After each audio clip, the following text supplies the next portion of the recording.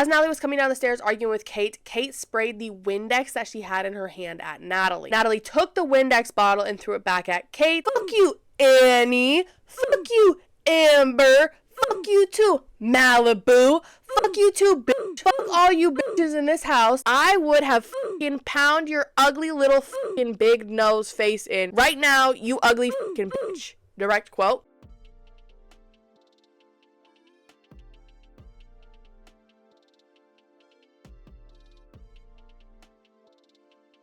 Hello beautiful people, welcome back to my channel. I am Jordan and I am just some random bitch on the internet that likes to talk about whatever the fuck I want to, and sometimes I play games. Today I'm going to be talking about the 4th season of Bad Girls Club, specifically the one that made Miss Natalie Nunn, you know, break out into the real mainstream. You're gonna get the ghetto black bitch who's gonna punk you all the time. Okay, see, Chris Brown's at high. Do you like Chris Brown?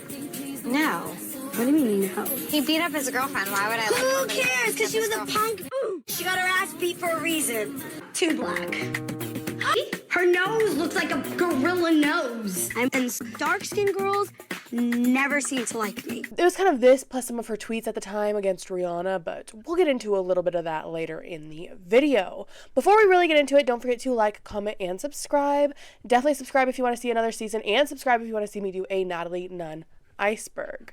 With that, I will let you go ahead and get right into the video. Bad Girls Club is a reality TV series that I have talked about before, but if this is your first time hearing about Bad Girls Club, let me give you a brief introduction. The Bad Girls Club is a reality TV series that was created by Jonathan Murray for the Oxygen Network in 2006. Each season follows 7 self-proclaimed bad girls as they all live together in a mansion and try to grow as individual people while also dealing with each other's difficult personalities. Today we are talking about season 4 that was produced in LA and aired December 1st, 2009. If you want to watch along, Bad Girls Club is currently free to watch on Fandango. Now, usually it is free to watch on Tubi, but Tubi had to have it removed. With that, let's get into episode 1.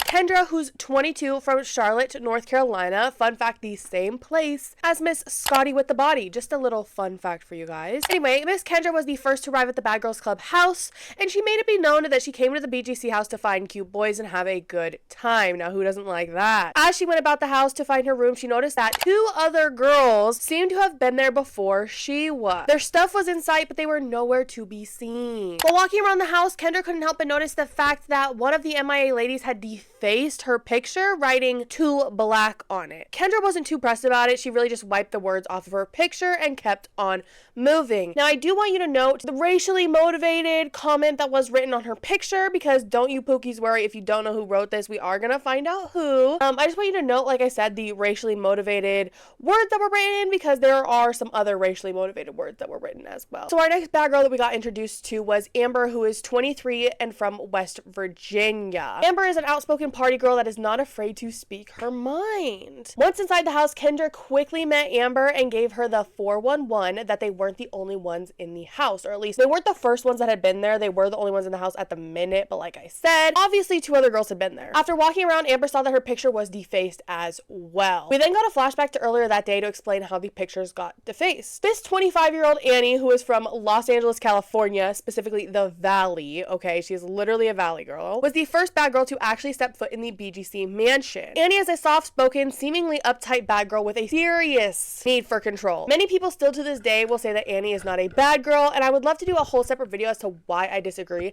I could literally make a whole deep dive onto like specifically Annie's behaviors that she showed throughout this season that would like literally make me disagree as to like, she's the type of bad girl that's like secretly conniving, the one that you like don't want to cross. Annie is the unsuspecting bad girl the other girls warn you about when they talk about Mean Girls, okay? Like literally that. Regardless, Annie is a superficial preppy sorority girl with a love for Botox. Producers wanting to cause drama from day dot send in the complete opposite type of girl to join Annie. Natalie Nunn, who is from Oakland, California, and at the time of filming was 24 years old. Now, Natalie was also a Valley girl socialite who came straight from her California Catholic private school and from, as I mentioned in the introduction, shading Rihanna on Twitter to run LA. And her mother's name is Karen. If you know, you motherfucking know. Says the girl. You went to an all-white Catholic school, Natalie. Yo, hold Your on. mama's name is Karen.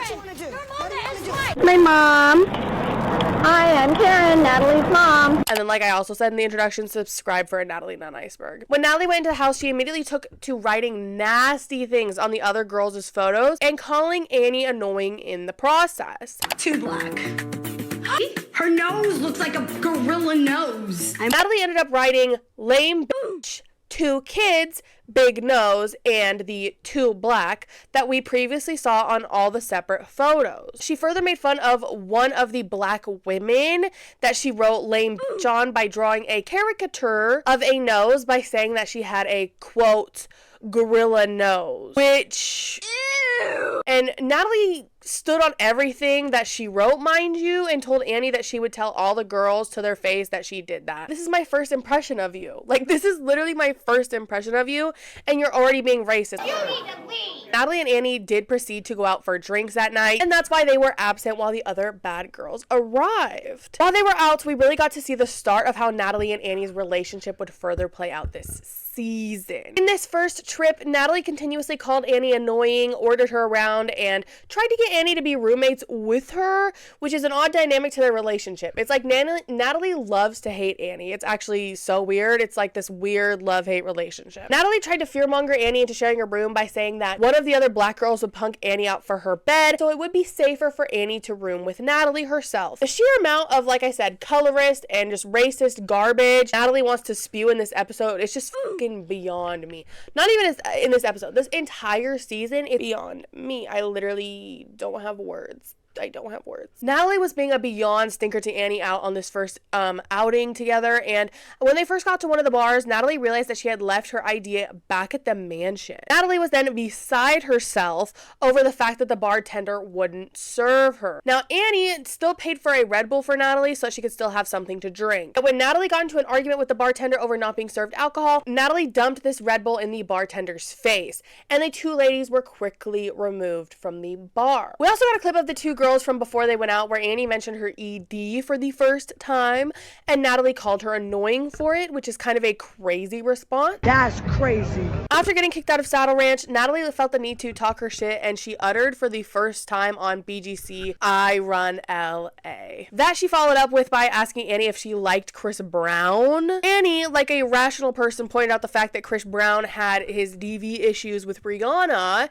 Natalie then said that Rihanna was a punk bitch who, quote, got beat up for a reason. Ew. The pair headed to a second club, to which Annie asked Natalie if she could get in without her ID, and Natalie, of course, responded with, of course she can, because she runs LA. While Natalie and Annie were off gallivanting around, Kendra and Amber were bonding at the mansion while waiting for the other girls to arrive. Kate, a 23-year-old from Boston, Massachusetts, was the next to show up to the BGC house. Kate is a classic blonde wannabe playmate who craves male validation. Amber and Kendra showed Kate around the house and made sure that she could see the writing on the pictures. Amber, Kendra, and Kate do all agree to be roommates and share the big room with 3 beds in it. Now, traditionally in the BGC house with 7 girls, there's normally 2 rooms with 2 beds and then 1 room with 3 beds. Now, there is an exception of that with the final season of BGC 17. The next bad girl to make it to the mansion was Portia, who is a 24-year-old from Kansas City, Missouri. Portia is a young mom with a short fuse. Portia's introduction was followed by the introduction for Florina, or Flo. Flo is a strong-willed, hard-headed 26-year-old from Staten Island. Flo's harsh edges throw Kate off immediately, while Amber tries to say that Flo is an obvious lesbian. The other girls show Flo and Portia the things that the other roommate, Natalie, wrote on their pictures, and this does upset the 2 girls to the point where they talk all the shit about the missing housemates. Florina and Portia did quickly bond over them both being tomboys, and honestly, I'm kind of happy that this is a phrase that was played out because does it matter? Who cares? I feel like we just used to call each other tomboys if we just didn't like to be hyper femme.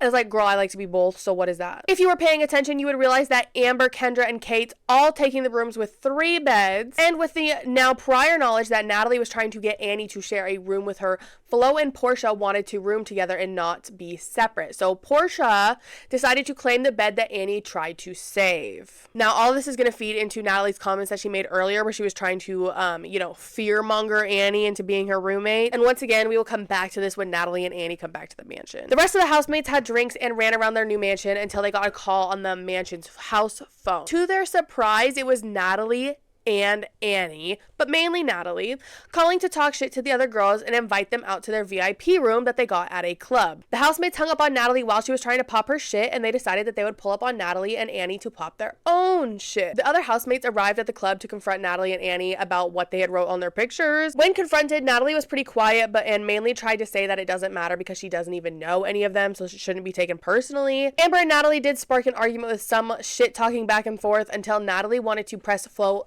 out of nowhere, like literally out of nowhere. Eventually, all the ladies decided to go out to the main part of the club to have fun for the night after they were all just beefing in VIP. When in the main part of the club, a random tried to snatch up Portia, the housemates followed suit by trying to defend her. The ladies were quickly kicked out after that. After an eventful night out at the club, the girls got back to the mansion so that they could really unpack. Once there, Annie tried to confront Portia meekly about Portia moving Annie's things to take her bed. Portia stood on keeping the bed, and Kendra tried to stand up for Annie in this moment. Portia wanted to argue over keeping the bed, but Kendra made it be known in a confessional that she wasn't trying to play Captain Save-A-Ho for Annie. She just, didn't want to let anyone get steamrolled. While Portia and Kendra were arguing over the bed, Natalie made herself involved by helping Annie take her things to Natalie's room and told Annie that of course, she was right. Later in said room, Annie and Kate were having fun until they started to talk about their respective issues with food and dieting. Annie takes it a step further and showed Kate all the diet food she had brought with her. Now, it's not really diet food. It's like prescribed food from a dietitian that's like super low. It's like supposed to help you lose weight, apparently. This sets Natalie off right away, and she tells them that they can't have this ED sorority party, which again is a crazy response to if somebody has an eating disorder. Natalie continued to rant and yell about this until someone stepped to her, that being Amber. Amber decided that she wanted to take the bait and began arguing with Natalie. Amber proceeded to antagonize Natalie, who was trying to walk away at this point, but Amber continued to try to provoke Natalie into hitting her. Kendra came in to stop Amber in an attempt to calm her down for the time being. With Kendra holding Amber, Natalie was able to run away to talk her shit with Flo and Portia, who were trying to enjoy a cigarette outside. Could you imagine trying to just enjoy a cigarette after a long day out at the club and a long day of like your first day being at the Bad Girls Clubhouse? You're just trying to unwind with your cigarette, and Natalie comes up just with her irritating and agitating voice, just ranting and raving, like, ugh. Anyway, Natalie ranted about excluding Amber from all their club outings. She hit her classic I run LA and like, girl, it's really easy to tell clubs not to let you in. That's like something that Natalie loves to resort to in arguments. She just loves to. While Natalie was doing this, Amber made a declaration in the confessional about how she does not fuck with Natalie.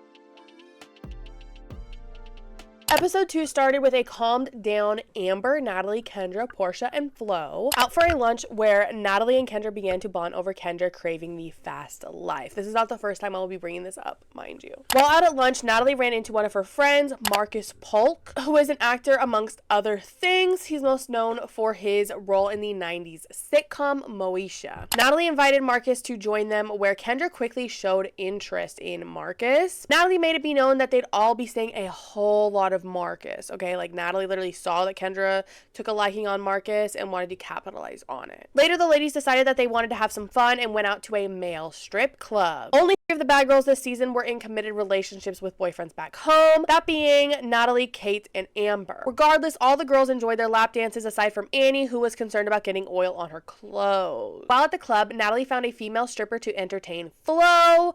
I didn't mention earlier, but Flo is bisexual, as she mentioned in a clip. When Amber noticed that Flo was dancing with and entertaining this stripper, she made a very ignorant comment about how she would kiss girls but not, quote, lick the cooter. Then did a confessional to back this up by saying that she's not homophobic, she just doesn't like seeing it in front of her. And I would beg to differ, sweetheart. That's a really homophobic comment. That's like, You're gross! She tried to further rationalize this by saying that it would weird her out even if it was a boy and a girl, but I find that very hard to believe, especially with how much Amber was enjoying and rubbing up on the male strippers. Like, girl, you were borderline about to kiss the male stripper? So what do you mean you're uncomfortable seeing it with other people? Like, that's what I mean. It's kind of is reading as homophobic, even if you don't want to admit it. Sorry, girl. Back at the mansion, the girls were enjoying the hot tub when they had a hankering for burgers. Fuck me too, to be real. With Annie and Natalie being the ones to make the burger run, Flo asked Annie if she could stop at a convenience store to get her cigarettes, and Annie did agree to this. Flash forward to Annie and Natalie in the car. Annie was driving and realized they had forgot to stop for cigarettes. As they were already on their way back to the mansion, there were no stores for them to stop at that would be on the right side of the road. As I am assuming they were driving on a one-way road with 2 lanes, with the other way of traffic also having 2 lanes, because Annie told Natalie that she didn't want to make a left turn for cigarettes and tried to justify this choice by saying that smoking is bad for you anyway. And it's like, yeah, Annie, smoking is bad for you, but you did say you would get the cigarettes, and then, like, the only reason you didn't want to get the cigarettes is because, like I said, didn't want to take a left. I don't know. She definitely just should have expected some sort of repercussions when she got back to the house. When they did get back to the house, Natalie tried to mediate the situation by asking Flo to not be mad because Annie didn't feel comfortable making a left-hand turn. Flo got so hot and irritated by this, mainly over the principle that Flo would have done it for Annie and for anyone else in the house for that matter. Annie did try to apologize, but Flo ended the conversation by saying that everybody only cares about themselves. Later, Annie was cleaning the kitchen and she began to complain about how someone threw out raw meat in the inside trash, which is valid. If you're gonna throw out raw meat, do not throw it away inside. Ew. What the fuck are you? You want maggots and flies and cockroaches in your house? Girl, no, that goes in the outside can. Absolutely valid. The other bad girls pick on Annie in their own ways for her anally cleaning the kitchen. Natalie boasted to Flo and Portia about how she was the one who threw the meat out and she didn't care because Annie cleaned it up anyway. You too grown to not take accountability. Outside by the pool, Natalie being Natalie decided that she wanted to push Annie's buttons. Natalie tried to pick on Annie by calling her out for not eating. When Annie tried to explain how her issue is that she actually loves food and that it's harder to stop eating, Natalie blew this way out of proportion by trying to make Annie out to be fake, which again is a crazy response to somebody who has an ED. Fake is crazy. Natalie tried to rant about how 1 minute Annie doesn't eat and now she's saying that she does. Regardless, Natalie doesn't even care anyway. Like I said, she literally just wanted to fuck with Annie any way that she could. And I do think picking her eating disorder to poke at is the absolute wrong thing to do. Like, it's the last thing that you should be like, no, you shouldn't. No, we should not. That should, stuff that's related to Annie's eating disorder should not even be coming out of Natalie's fucking mouth. Like, Annie should have popped her in the fuck ass mouth for the first time. The first time you get popped in the fucking mouth. I don't know. Kendra tried to stand up for Annie, but like I said, and Natalie just wanted to have an issue. Any type of rebuttal won't matter to her. Like, it just won't work. That night, Kendra was talking to Kate about how deprived she felt from the male attention. After bonding with Kate over missing being around men, the ladies got ready for the club that night. Natalie did feel the need to make Portia change before they left. She's like, you need to dress more LA. See this? It's like trendy. It's LA. And she just put on jeans and a t-shirt. At the club, Annie was having a conversation with a boy she was hoping to pick up, but Natalie pulled the robbery and stole this man to dance upon, even though she has a man back home named Alameda. Natalie didn't even want this dude. It was very obvious that she just wanted to fuck with Annie yet again. Natalie just loves fucking with Annie. Kendra, Amber, Annie, and Kate took their own car back to the mansion, where Kate let it be known that she doesn't like how fake Natalie is, period. When Natalie got back to the mansion that night, she was looking for camera time, whereas the other ladies went to bed. Natalie and Flo stayed up being drunk and rambunctious. Natalie let Flo take these seductive photos of her on the bed in the pool. Usually in the Bad Girls Clubhouse, they're throwing mattresses in the pool. This season, there was already a floating bed in the pool. This was followed with Natalie saying in an interview that she enjoys leading Flo on, even though Flo wouldn't have a chance because it's strictly dickly over here. Now, I high-key doubt that, especially with what we've seen of Natalie and Scotty. Clock it. In the morning, all the housemates decided to have a day dedicated to cleaning. Now, we don't fully know how the cleaning was divided, but we do know that Annie was to clean the kitchen, and Kate said that she would clean when she got back from her run, but wasn't assigned like a certain area to clean before she left. When Natalie was done cleaning the pool, she reported that to Flo, and then felt the need to make it be known that Kate didn't have a cleaning job, nor has she done anything yet. When the bad girls realized they hadn't cleaned the bathrooms, they decided to delegate that to Kate. Natalie, being more happy than ever, told Kate that she had to be the one to clean the bathrooms. Now, Kate had no issue with doing so. She just wanted to do so in 2 hours after she had a lay by the pool. The other girls weren't pressed over this, as Kate said that she would still clean, just like I said, after she laid out by the pool. Now, one bad girl did have an issue with this, and I'll let you guys guess who. If you guessed Natalie, you'd be correct. You'd be correct. Natalie threw a huge fit over this. I mean, she followed Kate around the house yelling about how it isn't fair that Kate wanted to lay around while they all cleaned up. And I do understand both sides of this argument, but Natalie should have taken a chill pill like everybody else when Kate said that she would clean up after. Natalie should have saved this little Natalie tantrum for if Kate didn't clean up after she was out by the pool. Then it would have been valid. Kate did begrudgingly clean the bathroom just so Natalie would stop yelling, because Natalie is kind of annoying. When Kate was done in the bathroom, Natalie was still arguing with her. As Natalie was coming down the stairs arguing with Kate, Kate sprayed the Windex that she had in her hand at Natalie. Natalie took the Windex bottle and threw it back at Kate. Natalie then followed Kate around the house while yelling and wagging her finger at Kate. Kendra and Flo did their best to mediate the situation between the two. Flo turned this into a comical thing by blaming their attitudes on frustration. That night, Kendra asked Natalie to call Marcus and have him over so she could have a man around. Kendra and Marcus spent some quality time together in the jacuzzi before he left for the night. Meanwhile, Natalie was on the phone with her man, Olamide, looking for attention. It seemed like she just called him to have an argument and either guilt trip him for not talking to her or just tell him how bad of a boyfriend he is because he wouldn't come out to see her just then and there. Later, the ladies got ready and went out to the bar that night and tried to have a good time. Everything was going fine until Natalie decided to throw a fit over her boyfriend. Natalie started to make the whole night about herself and how much she missed Olamide right after being mad at him on the phone, mind you. The housemates all seemed annoyed by this, and they all think that this is just one of Natalie's cries for attention, and I do agree with them. In the limo, Natalie wouldn't stop crying and talking about her issues to the point where Kendra tried to tech her for it. Kendra just simply didn't want to hear Natalie's voice anymore after having to listen to her all day, and once again, I cannot blame her. Natalie decided to crash out in this limo over Kendra calling her out. Natalie threw her drink in Kendra's face, then tried to move herself away from Kendra to the other side of the limo. When Natalie got to the other side of the limo, Kendra can be heard saying something about how she's from LA, and from there, Natalie took off on Kendra trying to hit her while all the housemates tried to get in between it. Natalie wouldn't stop until Flo had to tell her to stop, or Flo would need to handle her herself. Kendra at this point kept hollering about how Natalie would needed to go home because Natalie had just hit her. Once at the mansion, Portia tried to calm down Kendra while Natalie ran around the house talking shit. Natalie tried to say that even if she did go home, she'd already be home because she is from LA. Natalie then ranted about this on the phone to her brother. She threatened to take Marcus away from Kendra, and her brother clocked her on the phone by telling her that she sounded crazy. Literally just kept saying, I run LA and I'm gonna take Marcus away from her. And her brother's like, you sound crazy. You literally sound crazy. With the no violence rule in the house, Natalie did have to pack her things to at the very least go to the hotel for the night. With Natalie gone, the ladies did a confessional to tell Natalie to kiss their asses, and Annie had a small celebration by jumping on Natalie's empty bed.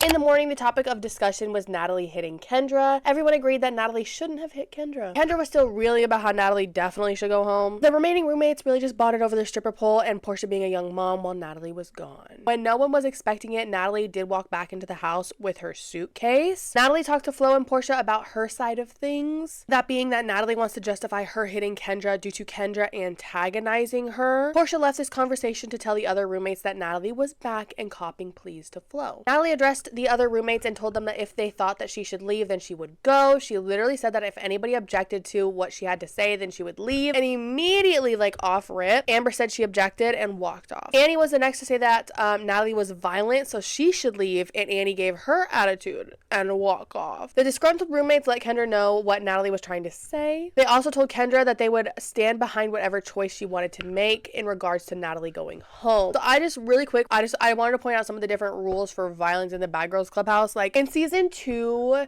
it's kind of interesting. In season 1, it's like absolute zero tolerance, like no violence at all. In season 2, they kind of just made Tanisha and Genevicia do the anger counseling and whatnot. And then I haven't seen season 3 for a while because I really don't like season 3, so haven't hit on the rewatch. But then see, in this season, they're now making it up to the person that the violence was enacted on. Like it's their choice and the house's choice on if the person stays. And I just, like I said, I really want to point out that this really changes further throughout the season. Like, there'll be points where it doesn't matter and the girl will just stay anyway, and she only gets to go home if the violence is, like, too brutal. But I feel like even at different times, like with Lucy V, Erica, season 9, Mexico, I feel like the producers really just used that as a loose term to kick her out when they wanted to. But yeah, I just wanted to point out the different violence rules, the different rules when it comes to violence. Kendra took Natalie to the side to let Natalie try to apologize. Natalie did not say she was sorry, but said that she was genuine in what she was going to say. Then proceeded to dangle Marcus in Kendra's face by telling her that after their fight, she had called Marcus to tell him everything that had happened. Natalie also tried to continue to shift blame from herself by persisting that she only hit Kendra because Kendra pushed her. Kendra, for God knows why, said that she accepted Natalie's apology while also arguing the fact that she did not push Natalie. Kendra held a house meeting to hear what Natalie had to say to Kendra and air out everybody's opinions. Kendra said that she feels like if someone is going to get violent, they should go home. The rest of the roommates point out how Natalie genuinely did not care about what she did the prior night and was actually even talking her shit about it, about how she runs LA and that even if she went home, she'd still be home. Remember all that? Kendra's final statement was really just an overall question about how Natalie wants more respect from them than she is willing to give, and Natalie has deadass nothing to say to it. And I think because that's true, like, Natalie tries to justify her actions by saying that Kendra was provoking her, yet Natalie provokes the whole house all the time and they don't hit her for it 25-8. Kendra followed this by saying that Natalie could stay, but that she seriously needed to work on herself, as that's the whole reason why they are supposed to be there in the first place. The housemates did in fact give Kendra shit for this choice, which they should have. They told her that this was a moronic decision that they hope doesn't blow up in Kendra's face. Portia then bar for bar clocked Natalie's tea in a confessional where she said that Natalie is playing Kendra bad. From day dot, Kendra said that she wanted a man, and now she knows that if she sticks with Natalie, the chances of her leaving with connections to a rapper, a basketball player, or even a football player would be very high. Portia called this out to Natalie too in front of Kendra, but Kendra said that she didn't feel that way in front of Natalie. Yet behind her back to Portia said, "You don't with people that can network your ass, so obviously you do feel that way." And I would definitely disagree, because would you network with the literal devil? Like, the literal devil. This ultimately does tell us how Kendra perceives hers and Natalie's relationship. So Natalie tries to make it up to Kendra by inviting her out with just her that night while the others went out as a group. On Natalie and Kendra's date night, they talked about how sad Natalie was over her boyfriend and how she wanted to take Kendra under her wing.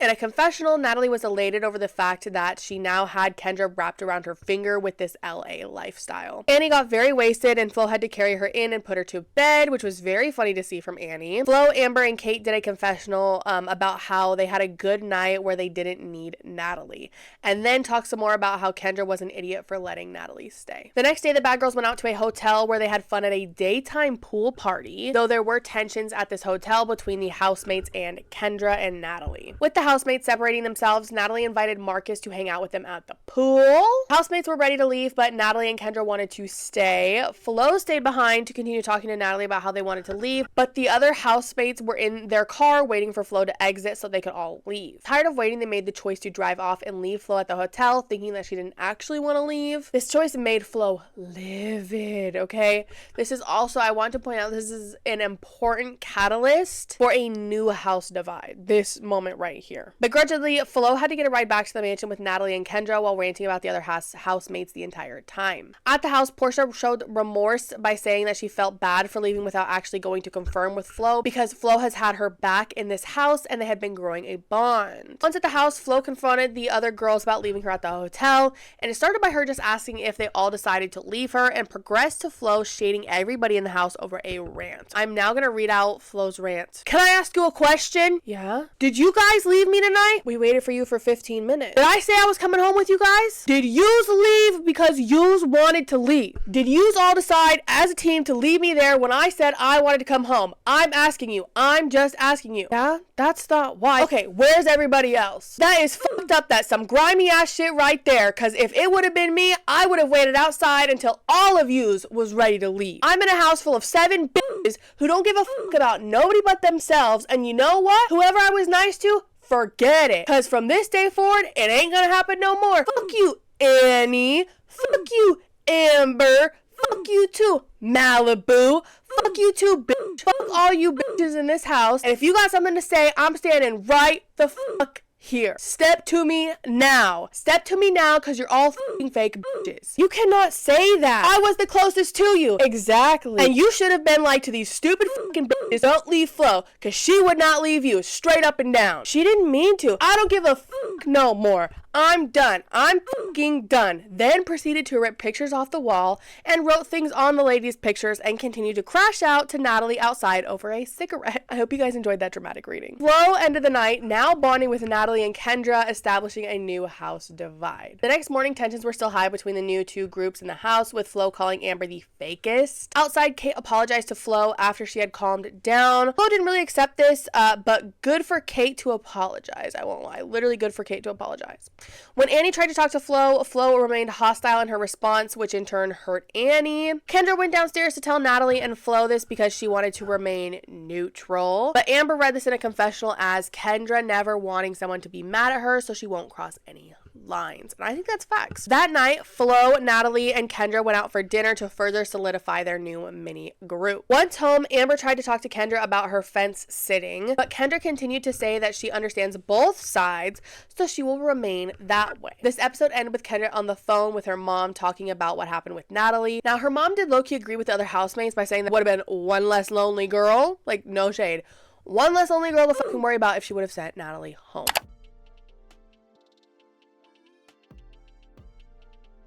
Episode 4 began with Kate talking with the other ladies by the pool about how she doesn't care whether a man has money or not. It's like she just doesn't care about that financial aspect when it comes to relationships. Natalie had to quickly interrupt this conversation to let her thoughts on money be known. So Natalie was kind of coming off as like a gold digger, like no shade, but she like tried to justify her want for a man to have money by saying that she did not come from money, so much so in this scene she literally says, imagine having to make your mac and cheese with water. How about that water? And sweetheart, I feel like that's more common than she realizes. Like, I feel like people having to use water to make mac and cheese is a lot more common than she would f***ing realize. There's the girl. You went to an all-white Catholic school, Natalie. Your mama's name is Karen. Regardless, the bad girl spent time out walking around the beach and ended up having their fortunes read by a fortune teller. The teller told Natalie that she'll be very wealthy, but that she doesn't let her heart get in the way of like becoming wealthy. That she literally was going to be very wealthy, but she doesn't like to let her heart get in the way. And I feel like this speaks volume on who Natalie is as a person now. I've said this on my other channel before. I feel like Natalie Nunn, especially with everything we know about her, she is a good businesswoman. She does know how to make money and she does know how to make a bag, but that's really all she cares about. And I really feel like the only thing in this world that Natalie cares about aside from the bag is her daughter. Is literally her daughter. I feel like that's it. And like, yeah, good for her. She should be a good mom, but I think that says a lot. And I think that, like I said, this fortune teller low-key ate Natalie up then. While out, Annie saw some men she liked and tried to get their number, but they both happened to already be in relationships, which is a common coincidence that seems to happen to Annie. Every time Annie seems to want to pick up boys, they always seem to either be in a relationship or be married. And Annie seems to think that married men don't wear wedding rings, which is if you are a married man, wear your fucking wedding ring. When back at the mansion, Portia had an emotional phone call with her man that was back home. You know, he was just kind of struggling with Portia being gone and dealing with Portia's daughter and, you know, just all of that responsibilities without Portia being there. Flo did comfort her over a cigarette until Natalie's loud ass mouth came in and told her to stop crying and expressing herself because she shouldn't be upset over a bum.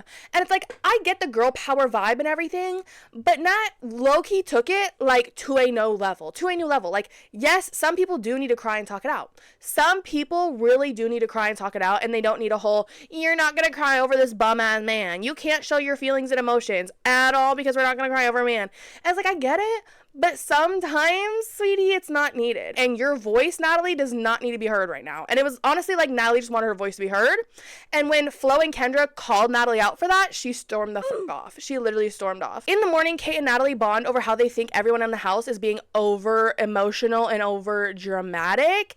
And this is so weird because Kate has been one of the biggest Natalie Nunn haters. She's literally been one of the biggest Natalie Nunn haters up until this point. In Flo and Portia's room, Portia talked to Amber, Flo, and Annie about how she's becoming suspicious of her man back home cheating on her. Natalie and her man Olamide have a conversation about how Olamide doesn't like how Natalie is always about the money, but on the flip side, Natalie worries that he doesn't have the hustler mentality. And I am not kidding. That's what she said. Out at lunch, Annie was telling the ladies about how she ends up dating a lot of men who are in relationships, making her a homewrecker by proxy. The other ladies did set her straight on how that's not okay and she shouldn't be fine with homewrecking, then hyped her up to go hit on some men they saw. But the two men that they saw also already happened to be in relationships. Like I said, it's just a weird coincidence that always happens to Annie. Later, the ladies got ready and went out to the club for the night. At the club, one of Natalie's friends met her there, and she actually did end up hooking up with this Jeremy kid, even though she has a man, Alameda. So, as I said, when the ladies got back to the house that night, Natalie's male friends met them there, and Natalie was the only one who hooked up while the other ladies just entertained the boys for the night. Outside, while entertaining the boys, Flo and Amber were talking big shit about how much of a slut bucket Natalie was being. The next day, Flo signs the girls up for speed dating. Even though Natalie, Kate, Portia, and Amber all had men back home, they participated as well. Natalie joked about only asking materialistic questions to the potential speed date men. Portia makes it known in an interview segment that she doesn't like how Natalie portrays them all as gold diggers. Like, she kind of feels like that Natalie represents them all as a group because Natalie's always the loudest and always has to be first and this, that, and the third. And she just is tired of getting represented as the type of girl that Natalie is. Like, she just doesn't like it. And you know what? I can't blame her. I cannot blame her. Once out at speed dating, the girls had high hopes of good suitors, but the ladies did not seem too impressed. Natalie, like I said, made herself out to be the ultimate gold digger. She literally, asked somebody about their credit score. Kendra was actually trying to meet the boys and did walk away with one number that he will come back later. Don't you worry. Annie tried really hard, but it didn't work out for her. Flo messed with the boys the whole time, just really trolling them. It was kind of funny. At the end of the speed dates, the ladies had a little bit of a cocktail hour with the rest of the men where Natalie, wanting attention, began to act raunchy by dropping her tampons all over the place on purpose and humping Kendra against the wall. The other ladies did all have an issue with this, and Flo let it be known in the limo. You know, it's kind of that same thing like I said earlier, Natalie's kind of just being this raunchy, materialistic girl, and the other girls are feeling like that it's representing them and they don't want it to, okay? They really don't. The ladies were really fed up with being represented by Natalie, like I said. Natalie started to argue with Portia in the limo, and it was really out of nowhere because, like I said, it was Flo who was the one who brought this whole thing up. When Natalie started popping it, the limo had to pull over to let Natalie out, where Portia followed Natalie around yelling things at her. And you could tell that this was affecting Natalie because Portia was yelling things about Natalie specifically having to spread her legs for everything she has. She also says oh, if you got a Bentley, you got Natalie. You know, she just says a lot of different things that kind of insinuate to Natalie, how do I say this? Natalie chasing the bag the way that Natalie does best. I literally don't know how else to put that into words. But Portia was spewing all these things, like I said, about how Natalie allegedly has to spread her legs for everything she had. And Natalie was actively trying to hide in other bars to get away from Portia yelling. Portia was following her around, screaming these things at her, and Natalie was really trying to hide from her so that if there were people wandering by, because Natalie runs LA, so if people were walking by that knew Natalie, God forbid, Natalie did not want them to hear that shit. So she was really trying to get away from Portia as much as she could. Flo got Portia into the limo, where Natalie then rambled some colorist, racist ass things to the bouncers about black people. She was like, oh, thank you guys, we're kicked out of Hybe. Oh, I'm so sorry. Do you guys normally let black people in? I was my mind was blown. Natalie was trying to blame Portia's outburst outside on her being black, and then blaming it to the talking about it to the bouncer and being apologizing on her behalf for the bouncer. Oh, I'm sorry. Oh, I'm sorry. Oh, I'm sorry. Do you guys normally let black people in your club? What the fuck? I was gobsmacked. That's what Natalie was saying in this situation. What?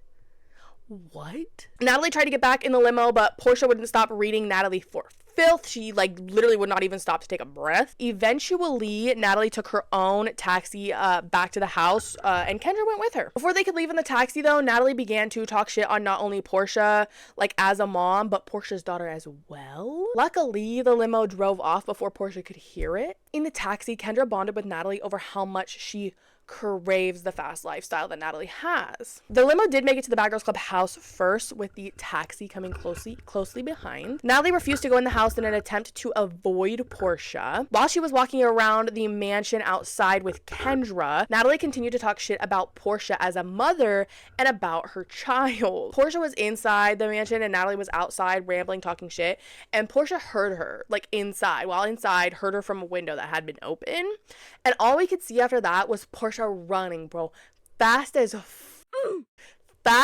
all around this house looking for Natalie, with Flo trying her best to keep up. Now, I love this scene for so many reasons, aside from the fact that Portia was literally giving full-on mama bear. Aside from that, there's also something so purely joyous, like it's just fucking music to my ears, music to my literal ears, every time I hear Portia scream, "Natalie, where the fuck are you, you stupid bitch?" Like, it gets me every time. It just like scratches my brain in the right way. Portia was screaming all that, and as Natalie was popping her shit with Kendra on the front porch steps, Portia finally found her, okay? Portia walked up on Natalie, dragged the shit out of Natalie all over those front steps, babe. All over the front steps, okay? Natalie tries to blame this on her sitting down and being in 6-inch heels, and it's like, girl, I bet you could hear Portia slam that fucking door open, and you watched her walk up on you. You watched her walk up on you after you talked about her daughter. What do you think she was gonna do?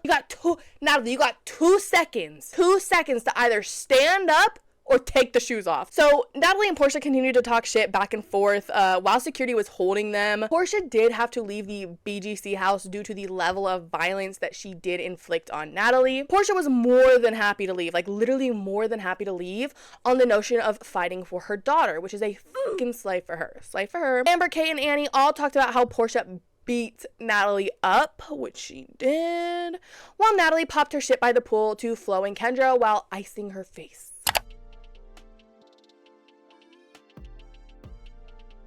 Episode 5 started with a gardener, more like a fucking plant waterer, because that's all he came to do, coming to the house to water all the plants at the house, and the girls couldn't help but thirst over him, okay? Flo was the most interested in this man. She followed him around the house and spewed out non-stop innuendos about how hot and attractive this guy was. In my opinion, I don't see it, but beauty is in the eye of the beholder. Later, when Natalie was talking about what club they wanted to go to, Kate made a comment where at first she said, I just don't want to go like to a club all black night. That's a direct quote, and some of these other quotes, I don't want to say it, so I'm gonna put the words that she said on the screen for some of the other quotes that she says, okay? Because it's just kind of racist. Don't want to say it. Kate says this, and it made all the ladies in the house walk away to talk about it in private, but Kate came back to Natalie to defend what she said. Kate, even in a confessional, tried to say that she is just someone who doesn't think about what she says, which may be true, but that doesn't explain why Kate would then escalate her comments. Okay, so Kate would progress to saying that, quote, I'm gonna put this quote on the screen. Then even said this. Yikes. Okay, Flo really gagged Kate by asking if white people don't sweat. And I really need you guys to keep this whole situation in mind, okay? Like, I need you guys to keep this whole situation in mind. Because it's really like, Kate says these racist things, and it's kind of like Flo and Natalie against Kate. Like, I need you guys to keep that whole thing in mind. That, okay? Flo and Natalie against Kate. That's where we're at. That night, Kate went out with Amber and Annie while the other 3 bad girls stayed home. The bad girls who were out did talk their shit about Natalie and Flo, making accusations as to why Natalie would hang around Kendra and Flo, then proceeded to ride the bull before going home. When the ladies got home, Annie was more than delighted to see that Natalie had moved out of her room and into Flo's, aka Portia's old bed. Natalie and Flo didn't like the change of pace of the other housemates coming home loud and drunk to wake people up. Normally, Natalie did that, but that night the roles were reversed and Flo and Natalie could not handle it. Flo went straight to the confessional room where Kate was to say, you know, you're so lucky there's no hitting allowed, because I would have fucking pound your ugly little fucking big nose face in right now, you ugly fucking bitch. Direct quote. Then shut the door. and walked off. Okay, her words weren't only contradictory with the little big part, but it's also very overdramatic, like so overdramatic. When Flo easily could have just asked them to be quiet. Like, this was the first thing Flo said to them, mind you. It wasn't, oh, could you please be quiet? And then she said this. No, this was the first thing she said. Amber and Kate, but mostly Kate, began to troll Flo until Flo started yelling things at her, mainly about how she's a whore or a dumb slut. Kate made her way into Flo and Natalie's room, where she antagonized them by yelling, throwing coconut water, and pulling blankets until Flo taunted her with her own words, which had me dying. This scene has always gets me good because Kate, they threw that shit right back in your face. Now you'd be sucking it. You would be sucking. The next day, an ambassador for the adult toy company, Screaming Oh, that supplies the vending machine in the house, came to stock the vending machine. Now, I know I haven't talked about the vending machine. It's just a vending machine with, like I said, adult toys in it for the ladies to partake in. And an ambassador from the company came to stock it, okay? When she came to stock it, she invited the ladies to come to an adult toy company convention to help out at the company's booth. She also said that they would have a small competition and pick 2 of the ladies to represent them on stage as brand ambassadors, and also help them host a adult toy prom. Natalie had an emotional conversation with Olamide about how his family doesn't like her and about how he won't do anything about it. Later, a man came to hang artwork. The artwork in question was the new girl's photo, okay? And it was a photo of a blonde girl with a round face and a button nose with a note that said she'd be there in 10 minute. Lexi is a 21-year-old from Belleville, Illinois, with a bubbly and vivacious personality. You can also tell that she likes to play into the ditzy blonde trope, but not too much. Lexi came in, the others had a plan to pretend to be each other to slightly prank the new girl. Natalie introduced herself as Amber, so Amber introduced herself as Natalie, while Annie said she was Kate, and Flo was Annie. Flo and Amber immediately immersed themselves into their characters, with Flo representing Annie by talking about how she's from the valley and hates smokers and litterers, while Amber, right, as Natalie, started spouting off about how she runs LA. The girls gave Lexi a pretty cold first introduction until they wanted to drop the bit and actually introduce themselves. While the girls were pressing Lexi, she made it known that she doesn't start shit, but she would defend herself if she had to. Behind her back, Natalie made jokes to Kendra about how Kate looked like a pig because of her figure, which is crazy because Lexi's body is tea. And Natalie wants to say she looks like a pig. Bitch, what?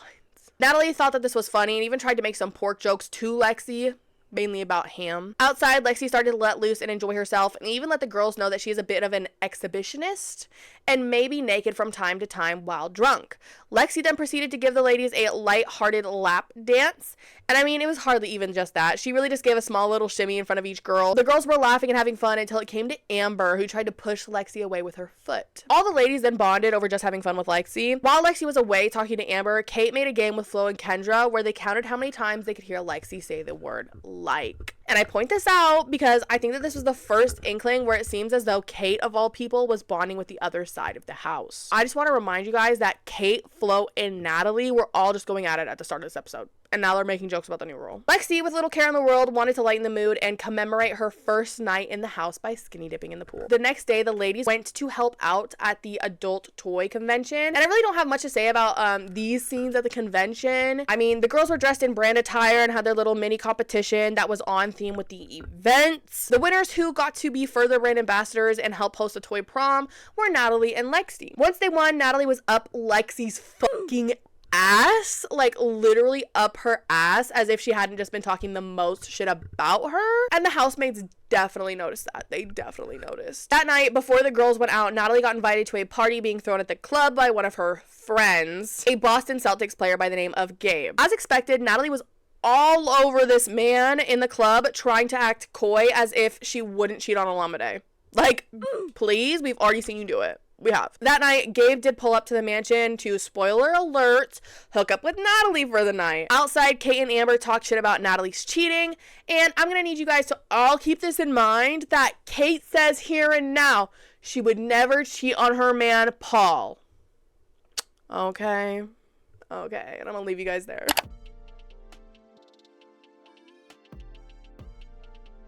Episode 6 started with Kate gushing over the fact that her boyfriend would be flying in that day. Outside, Flo and Natalie were talking about how they would stay away from Kate's man when he got there to not cause drama. But then it seemed like Natalie was almost manifesting the drama by saying that Kate shouldn't bring her man around Natalie because Natalie attracts, as if she's gonna steal Kate's man. Shortly after Kate's man, Paul, landed at the airport, Kate told Paul all about the roommates and low-key talked shit about them all in the process. Now, I won't say it wasn't all invalid. Like, Natalie is a bitch, okay? Like, Natalie is I'll give her that one. When Paul actually got to the house, he met everybody but Natalie, who was on the phone popping her shit like always. Kate even apologized to Paul like later on in Natalie's behalf over how rude she is. With testosterone in the house, it made a lot of the other women more eager to meet their own man at the club. All the girls did kind of have a boy to entertain while out. Flo's man did low-key try to ditch her in the club, and the rest of the night Flo complained about how hard it was for her to meet men while out in LA. Meanwhile, Kendra did invite her man back to the house for the night, and he did what he had to do and then left in the morning. Natalie finally tried to bond with Paul by pressing him to see if he was a professional athlete, because that's truly all she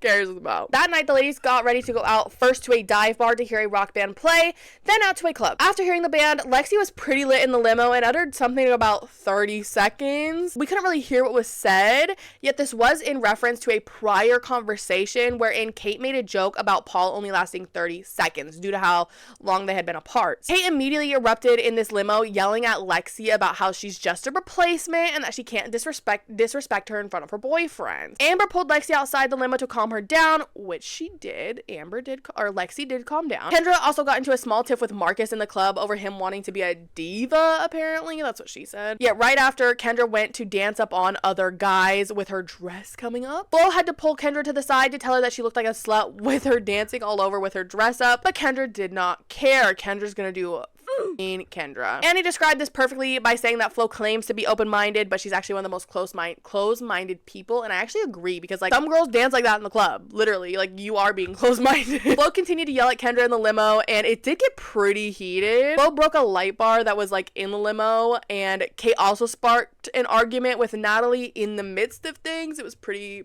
weird, I won't lie. Once back at the mansion, Natalie was talking shit about Kate with Kendra by saying that her boyfriend probably wants to screw me, and she's mad. It's giving projection, babes. Like, it's literally giving projection. Like, Natalie, I don't think Paul wants to you. I think you want to Paul. She continued to say, no one wants Paul. If I wanted Paul, I'd have Paul. Kate did overhear this and went outside to confront Natalie. Natalie deadass tried to say that she didn't say anything about Paul when she literally just fucking did. Kate then screamed and yelled at Natalie in front of Paul. Meanwhile, inside, Flo decided to yell out to Kendra that this isn't the whores club, and it's, quote, it's not the fucking prostitute on 42nd Street club. Kendra came back at Flo by saying that Flo is 26 and still in the Bad Girls Clubhouse, so she needs to get it together. Flo blew her cigarette smoke out at Kendra, and Kendra very weakly slapped Flo's face back. I hardly want to even call it a slap. Like, it was hardly anything. Flo followed this up by pushing Kendra pretty hard off the first couple of steps. Both Lexi and Natalie got in between the two girls to separate them. Natalie shut Kendra in the limo and tried to calm Flo down until Natalie's makeup came raining down from the sky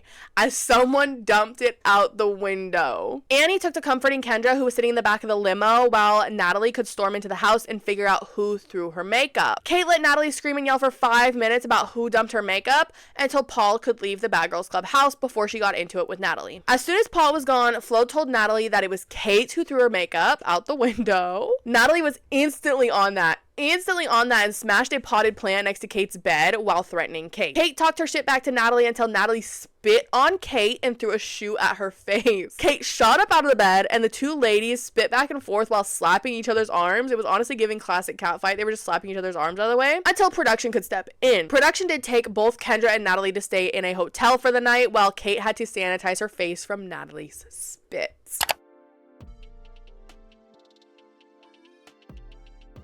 Episode 7 took place the morning after Natalie and Kendra had to go to a hotel. Flo told Kendra that if she wants to be Natalie and slap people, then she could go ahead and do so, and left it there. The other ladies spent the morning and afternoon getting ready for their photo shoots they would later have. Every season, the ladies have a promotional photo shoot where they take cast promo photos. There were tensions with Natalie knowing that Portia would also be at this promo shoot. While Natalie, Flo, and Amber were getting their nails done, Flo was making jokes about picking up women at the gay bar that they were planning to go out to the next night. In my notes, I put that night, but it was actually the next night. Amber wasn't very receptive to these jokes and complained about how they made her uncomfortable to Kate.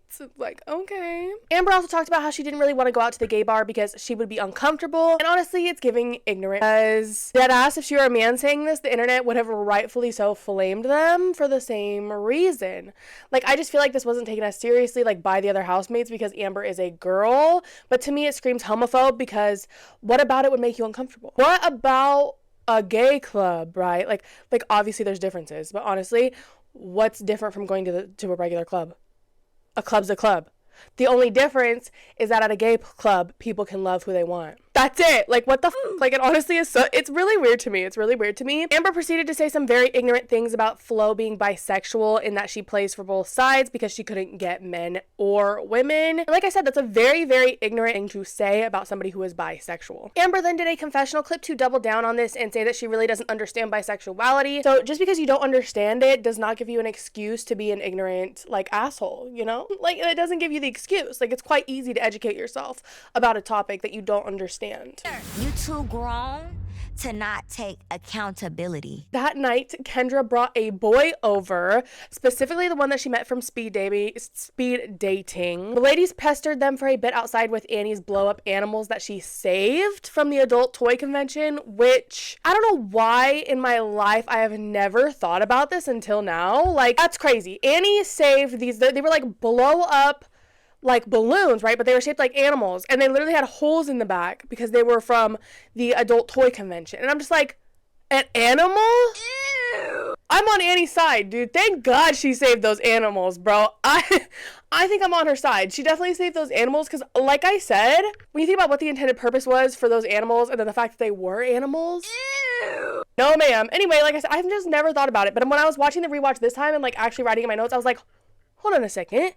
That's weird. Eventually, the ladies did leave Kendra and her man alone so that they could hang out, but he did leave quickly after. Flo wanted to talk to Amber about her being uncomfortable with going out to the gay club. When Flo confronted her about this, Amber said that she would go, but she wouldn't like have the most fun due to the circumstances, but she did not want to ruin Flo's night. Flo brought up the fact that Amber had kissed girls before, so she really shouldn't be that ignorant. But this conversation ended with Amber saying that bisexual people are just confused and have to pick one gender or the other. And Flo told her that if she kept that up, she would get hit for it, which, yeah. That'd get you hit anywhere. That's crazy. Like, I feel like that's just a crazy thing to say. And the way that Amber says it, it just is so yikes. The next morning, the ladies got to their photo shoot where Portia was already there.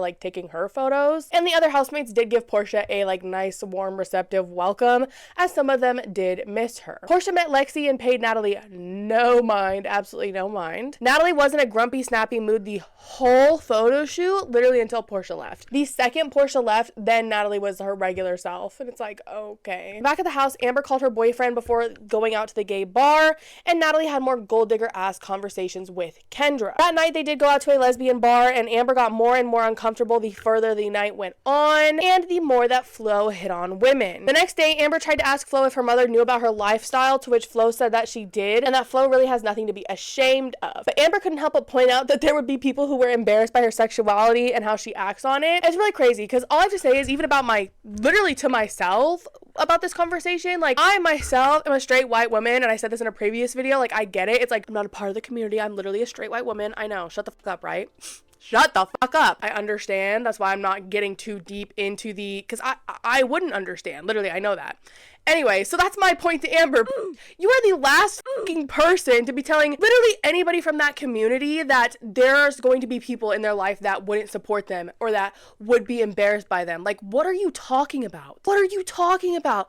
People are part of, what are you talking about? People are part of the community, literally have to grow up experiencing that. That's what I mean. Amber being the person she is literally the last person in the world that needs to point this out. That night, the ladies went out to a dive bar where Kendra's speed dating man went out to join them to eat, specifically eat with Kendra. Meanwhile, Natalie invited a different NFL player that she's friends with named Lawrence. Kendra ended up having to pay for both herself and her man because he left her with the bill, and that definitely gave her the ick. In the limo ride home, Kendra felt the need to kiss every girl in the limo, including Amber, who was receptive to it. I just literally want to point that out. Natalie's friend Lawrence came back to the house that night so that they could hook up. Outside, Annie and Amber were trying to entertain one of Lawrence's friends when he commented on Annie's shirt that said legalize gay. She said that she supports the movement, but for some reason Amber thought that this from Annie gave Amber the credence to say something inappropriate. Like, that's literally her words. She's like, I feel like I'm gonna say something inappropriate. Then proceeded to say that she understood if a man liked a man,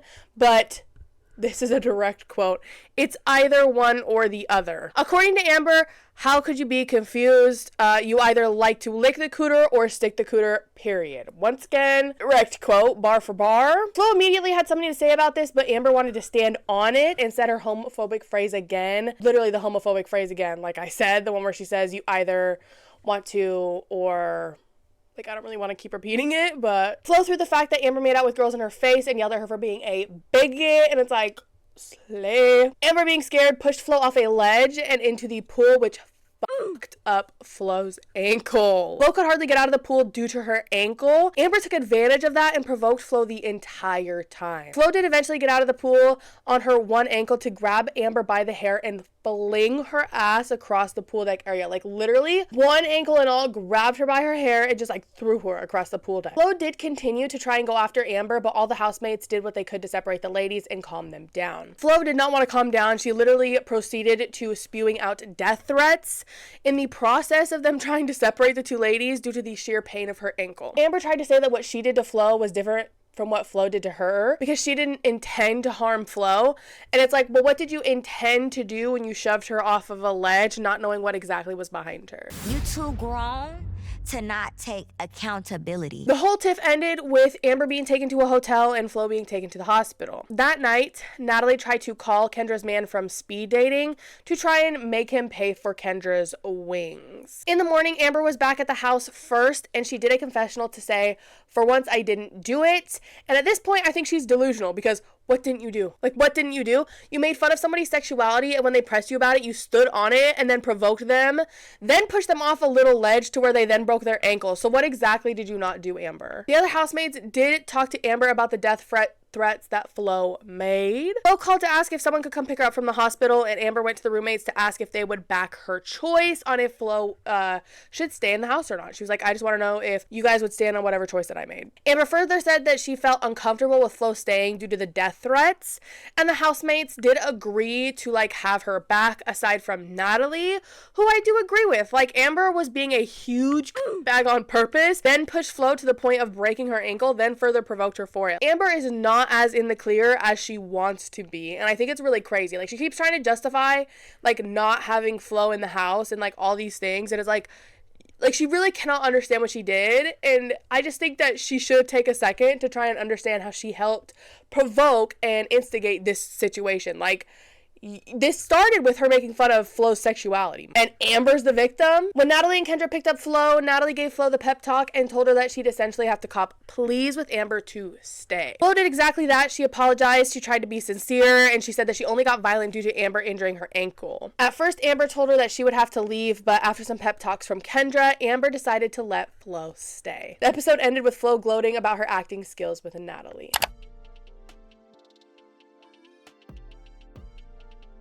Episode 8 started with Flo having to navigate her new life in the BGC house with a broken ankle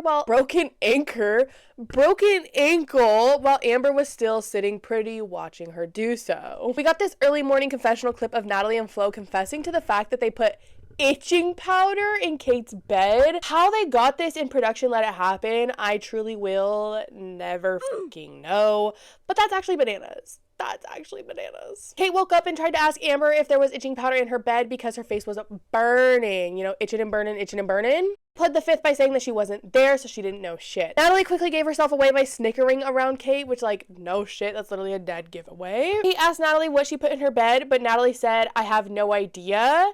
Kate dropped the issue, but did a confessional to talk about how fed up she is with Natalie. Please keep this in mind. She literally said she is completely fed up with Natalie. Downstairs, Natalie was making fun of Ambi. Literally, I cannot talk today.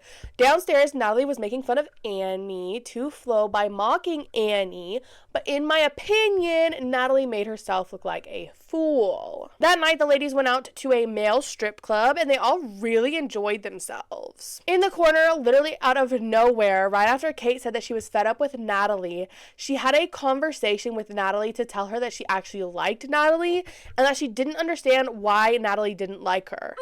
What the fuck? Natalie accredited this to Kate throwing her makeup out the window.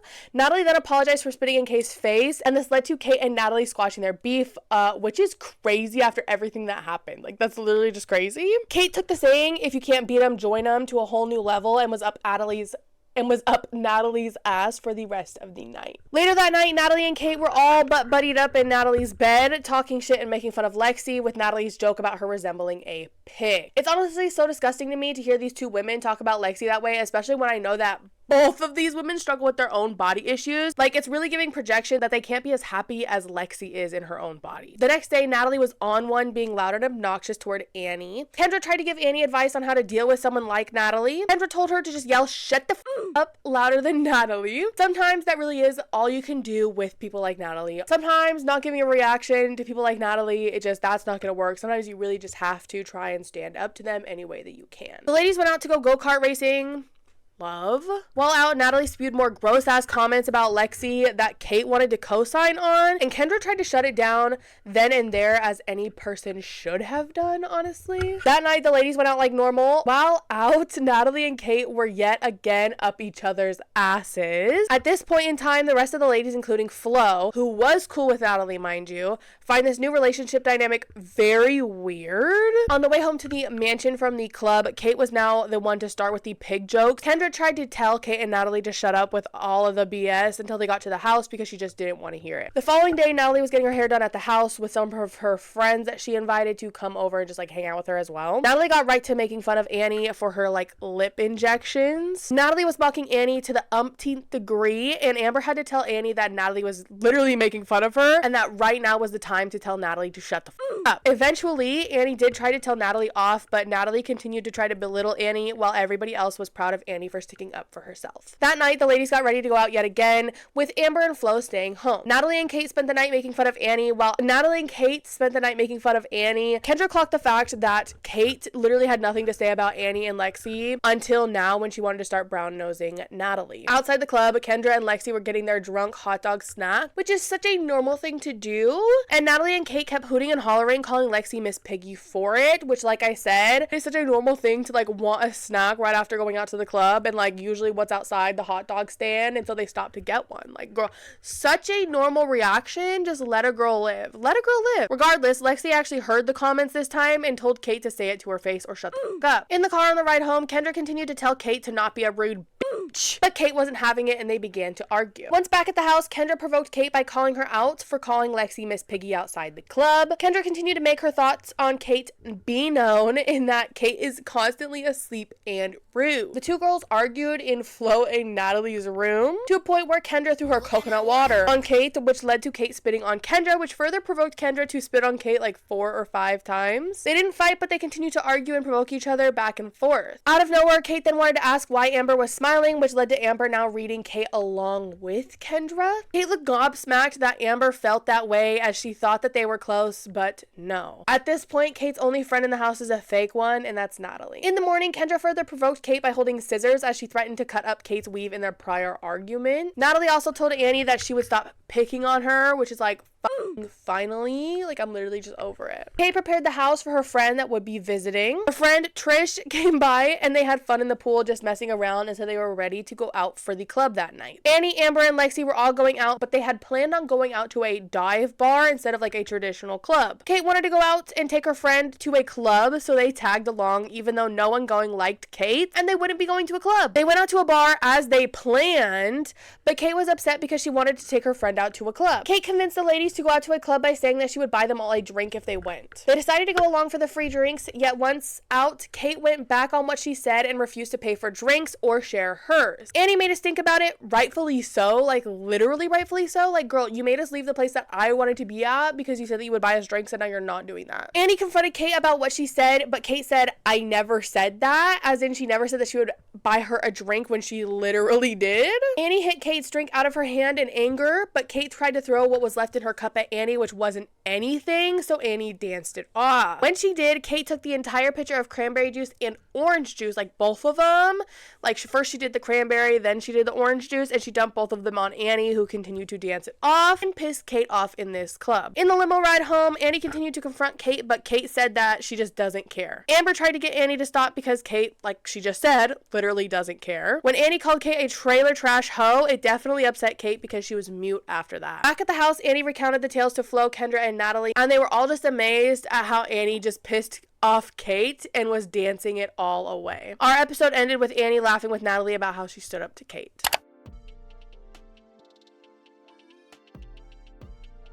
Episode 9 started with one of the biggest reasons why I will always die on the hill that Annie is a bad girl. We see Annie melting butter to then mix it into Kate's egg whites.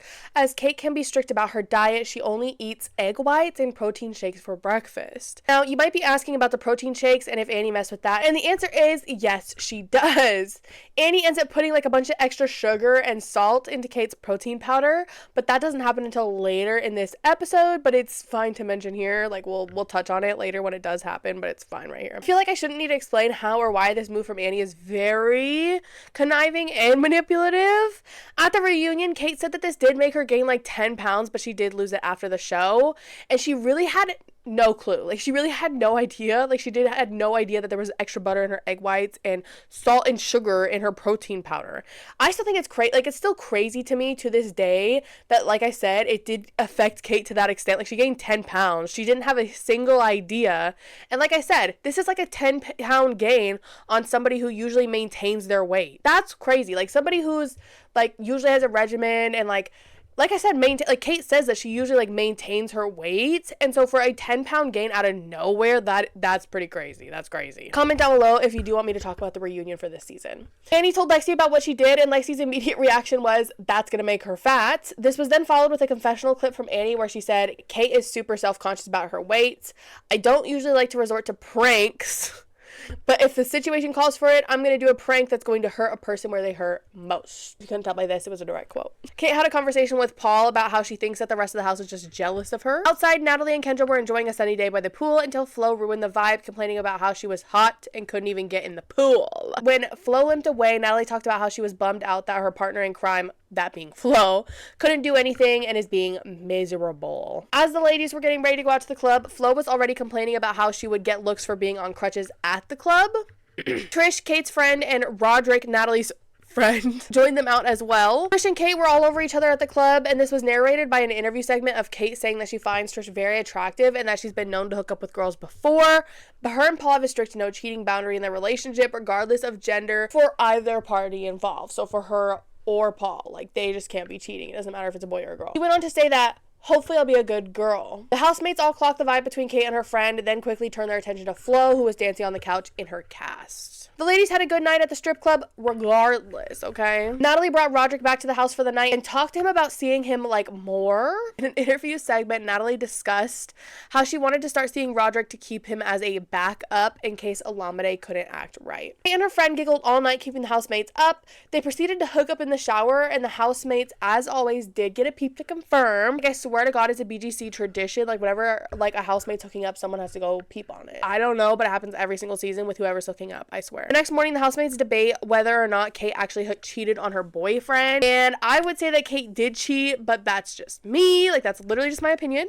But I would say she cheated. Kate later had a conversation with Flo about how she's bisexual as well, because you know Flo is. Flo supported this in the moment, but then said what we were all thinking in an interview segment, that this whole time Kate wanted to act like she would never cheat on Paul, but she literally just did. We then got the scene of Annie putting the sugar and salt in Kate's protein powder. It is worth noting that Amber did help her pull off this prank, as Annie would call it. That night, the ladies went out and Natalie had Roderick meet them there as she wanted to try and make things more serious with him. In the bill came, Natalie made a fuss over it, then pulled her LA bullshit about how like, oh, I didn't order this and I'm not going to pay for it, and said that they would never come back, then threw a drink at a waitress. This is now the second time Natalie has been kicked out of Saddle Ranch for throwing a drink at an employee. At the house, Kate called Paul with Trish to jokingly tell Paul that she and Trish hooked up, but Paul told her that he wanted to talk to her about this later and made her hang up the phone. As well, Natalie and Roderick did also hook up that night. This was followed up with a clip of Natalie arguing with Olamide over the phone. While getting ready to go out, Natalie and Kendra made a plan to leave Flo behind due to her awkwardness in the club on crutches. They decided to bring Kate and Trish out, but nobody else. The way they execute this was by Natalie telling Flo that she could only bring one friend, and Kendra had already asked to go. Then while Flo was distracted, Natalie, Kendra, Kate, and Trish all snuck out in the car, but Flo did peep them all getting into the car as they left. Once gone, Flo started to rage over the fact that Natalie and Kendra lied to her. Flo hobbled around the house yelling about how Natalie and Kendra were gold-digging whores. When they got back to the house, Natalie and Kate avoided Flo by staying outside, whereas Kendra walked right past her. When Kendra told Natalie that Flo was mad, Natalie decided to make a deal about it and scream and yell in Flo's face. When Flo tried to justify her feelings, Natalie walked away. After Natalie got changed, all the girls made their way back out, where Flo was yelling about how she's done once again with everybody in the house. Inside, Kendra and Natalie trolled Flo by skipping and dancing around until Flo wanted to scream at Kate that she would tell Paul that she cheated on him. Kate laughed this off in the moment by saying that Paul wouldn't be mad, that he would probably think it's like hot that she hooked up with her friend. The yelling fizzled out and the ladies retreated to separate rooms, with Kate and Trish getting in the hot tub to make out and mess around. They did take this party to the shower, wherein they fully got it on. Kate and Trish then proceeded to drunkenly call Paul while he was at work, and Kate told him that they fully did the deed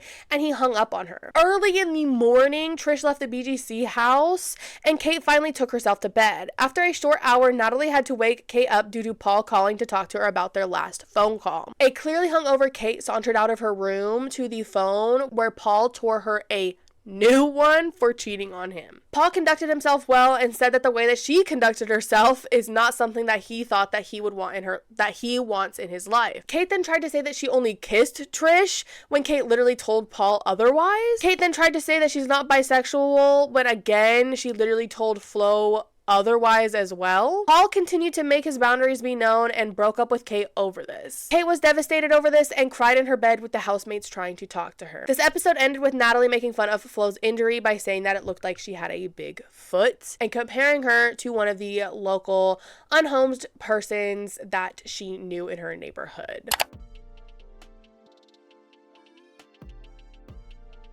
Flo got her cast removed and was only subject to wearing an odd shoe, but she could be off of her crutches. Like at the start of this episode, that had all happened. She's officially off of her crutches. We then saw part of the house moping around due to being sick, yet Amber was in high spirits as her boyfriend would be coming to soon visit her. Natalie had a pole instructor come over to the house to show the girls some moves on their stripper pole that they had at the house. Later, both Kate and Annie were coughing non-stop while the housemates got ready to go out for the night. Kate did try to call Paul again, but he did not answer. The rest of the ladies went out that night, where oddly enough, Amber was bumping and grinding on some random man that bought her shots. And I need you guys to note that Amber was another one of the girls who was talking about how much she loved and respected her man. And here we are. Literally, here we are. Apparently, the man Amber was dancing with had a lady of his own who started a fight in the club with Amber and Natalie. This fight spilled out into the parking lot, where Amber continued to fight this random ass girl. And this girl did drag the out of Amber. Absolutely no shade. Dragged the out of Amber. When back at the mansion, Amber called her boyfriend to tell him about what happened. Amber honestly breezed right past the part where she was dancing up on this man to get to the point that this lady had beat her up. Amber's boyfriend tried to stop her to clarify the situation, to understand further that Amber was dancing way too much and way too far with some man, and his girlfriend fought Amber for it. This call ended with Amber apologizing for what she did. In the morning, Kate went to see a doctor about how sick she had been feeling. Natalie, Kendra, and Amber complained about how everyone had Amber's back but Flo. But why would Flo have Amber's back? Like, out of everybody in the house, why would Flo have Amber's back? Amber hurt her ankle and is extremely homophobic towards her. Why would she have Amber, like, out of all the people, why would she have Amber's back? Literally, why? Later, Amber's man made it to the BGC house. He's like a short man with these like super long locks. Natalie compared Amber's man to the Predator. Amber gave her man a tour of the house and then showed him where she was flung across the pool deck by Flo, where they laughed it off. Flo was talking on the phone about how she's beyond annoyed with the girls in the house, as the girls were throwing water balloons at Amber and her man from inside the mansion. Flowers were sent to Flo, and the other ladies kind of like suspected that Flo was sending these flowers to herself rather than someone back home actually sending them to her. Out of nowhere, there, Flo wrote personal messages for each of the ladies, but they low-key came off as Flo trying to tell the ladies about themselves rather than giving constructive criticism. Flo had Amber read, this is a complete direct quote, okay, from what we heard that Flo wrote down, okay? Lexi, you're young and beautiful. Learn to let men in. I see a girl who is desperately seeking attention and approval. Kendra, the love you're searching for is deeper than you think. These men are just there to keep you busy. You're not looking where you should. Instead, you're looking in the shallow end. Don't be afraid of drowning. Natalie, you need to start appreciating what you already have instead of searching for so much more. Okay, that one might be facts. Annie, you never had real friends. Therefore, you need to learn to have true friends so that one day you can finally be a true friend to someone. And like, that's all we really got to hear. We didn't get to hear about Amber or Kate. That's literally all we got to hear. The ladies did complain about this, but they didn't like say a whole lot to start a fight then and there about it. Later, Amber and her man did go out for a nice dinner alone. Kate left a voicemail on the phone to say that she had a high fever and would need to stay at the hospital overnight, but the ladies went out to the club and never heard it. At the club that night, Kendra had a goal to find a man for Lexi, but she found one for herself instead and decided to invite him back to the house that night. Kendra and her man got in the pool, but Kendra wanted Lexi to join. It was awkward for a minute with Lexi by herself as Kendra was with her man, but Kendra invited Lexi to join, and they actually all three ended up hooking up that night. In the morning, Kate called the house again, but this time Natalie did pick up. Kate told Natalie that she had the swine flu, and that's why she was so sick. Kate also said that she was going to be having to stay at the hospital for a little bit further until, like I said, the whole swine flu mess is dealt with. The girls freaked out and cracked their jokes about like the whole swine flu that Kate had. Kendra sent her man packing in a taxi, yet Lexi talked to Amber about how she felt bad about hooking up with her roommate on TV. Later, Kendra talked to her about it to make her feel better, and Lexi did in fact start to feel a lot better about the situation. Flo tried to check on Annie, but Annie snapped at Flo and said that she doesn't want Flo to act fake nice when Flo wants to go around and write stupid shit about her, which is honestly so fair. Like, Flo can't go around and try to be nice to the housemates when she just wrote a whole lot of like bullshit about all of them, you know? Like, you can't be doing all that. Natalie tried to explain this concept to Flo, but Flo really didn't give a shit. Kendra began to argue with Flo over the same shit that they always argue over. But they don't want me. Looking for a guy, but they don't want me. I'm looking for a guy, but they don't. I don't think she's a slut. Kendra did her skipping routine where she skipped around to where Flo couldn't keep up due to her ankle. When Flo did catch up, she just yelled, "You bitch," over and over again in Kendra's face. Flo and Kendra progressed to pushing each other around. Natalie and Lexi did what they could to stop this fight and get Flo to stop overall. Like, overall, they're just trying to get Flo to stop. This all ended with Kendra yelling at Flo to go home, with Flo ranting about how everybody in this house has turned against her. Flo continued hooting and hollering about how everybody in the house was fake while she packed her suitcase to leave the BGC house. While she did so, the ladies took their water balloons that they were throwing at Amber earlier and bombed Flo with all these water balloons when she tried to get into her taxi to leave the house. Flo tried to run back at the ladies, but with her ankle still being messed up, they were all way faster than her. With that, Flo officially left the Bad Girls Club house. Once the ladies realized that Flo had actually left, they celebrated by running and dancing all about the house.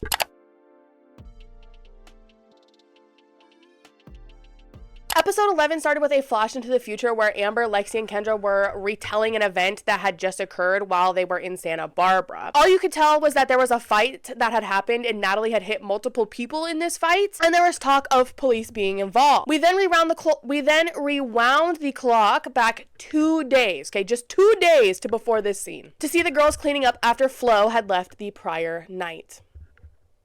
Kate came back to the house from the hospital to tell the housemates that she was well enough to leave the hospital, but she would still be down for a few days due to her sickness. The housemates told Kate about what happened with Flo, then tore her picture down and threw it in the pool. Later that day, Natalie took Kendra out to buy her some new hair so Natalie could feel like she had some form of control over Kendra. At night, Natalie invited one of her friends over for herself, then another friend for Kendra. Amber and Annie had a conversation about how Natalie hasn't changed at all since Kendra decided to let her stay, and hoped that this wouldn't further blow up in Kendra's face. The ladies planned a small trip to go out to Santa Barbara for the day/night, but both Kate and Annie would have to stay home due to them both feeling sick. Amber dropped her man back off at the airport to fly back home that night. The next morning, Kendra, Lexi, Amber, and Natalie all headed for Santa Barbara to spend the day and return either late that night or early the next morning. The girls started drinking almost right away out in Santa Barbara, and tensions were quickly rising the more that they drank. They were having a really good time until Lexi asked to use one of Natalie's makeup brushes, but Natalie immediately protested this and told her that she couldn't use the makeup brush. Kendra quickly told Natalie to share, as the makeup brush was actually Kendra's, not Natalie's. Yet Natalie persisted that she didn't want the other girls to use use the makeup brush as Natalie's skin is very acne prone and she didn't want to be sharing a bunch of stuff. But it's like, girl, you're already sharing it with Kendra. Outside the club, Kendra asked Natalie for all of her things back that Natalie was like holding in her purse, including the makeup brush that started the argument. Natalie and Kendra quickly got to arguing in the street, but were fine a minute after. Natalie got in a scuffle with someone on the street and it led to her getting a ticket for having an open container. Kendra, wanting to play Captain Save-A-Ho, tried to talk to the officers and questioned their jurisdiction. That led to Kendra getting put in handcuffs herself for intervening with their investigation with Natalie. They did let Kendra go when they were done dealing with Natalie, okay? They did let her go and she did not face any repercussions. Natalie started to lose her mind over getting a fucking ticket. Like, you would think that getting a ticket is the end of the world, the way that Natalie was fucking losing her shit over this ticket. She would not stop yelling about how she was the one who got the ticket. And like, I'm not kidding. She just kept saying, but I got the ticket, but I got the ticket, but I got the ticket. Just like that. Just like that in her high-pitched,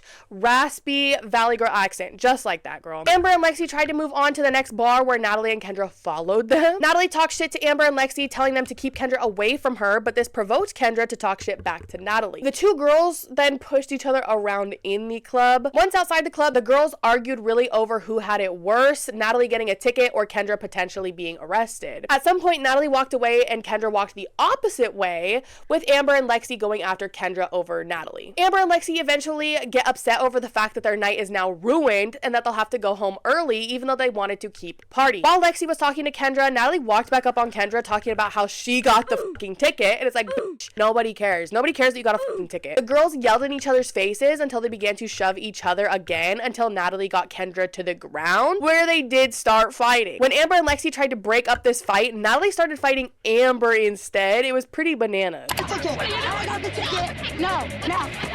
Let go, Amber. No. Let go, bitch. Get off right now. No, let go. What are you doing? What are you doing? Let go. I'm trying to help you. Get off my hand.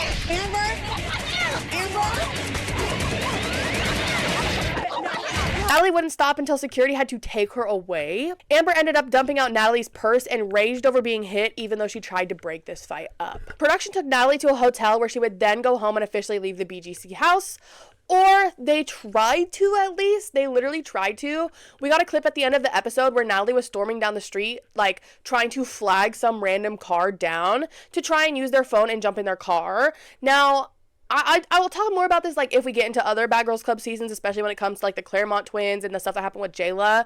Infamously, when they tried to leave the house, production would not let them have their cell phones to try and, like, call a ride home.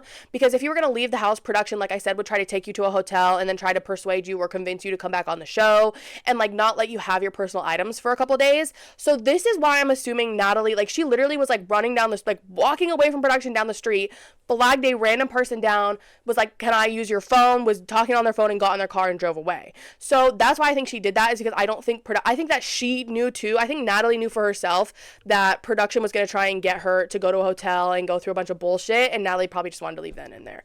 I just really wanted to point that out because that is something that production has been known to do, is like not actually let girls fully leave when they do want to leave. While that was happening with Natalie, the other girls made their way back to the house where we got the scene from the start of this episode, with the other girls frantically telling Annie about what happened.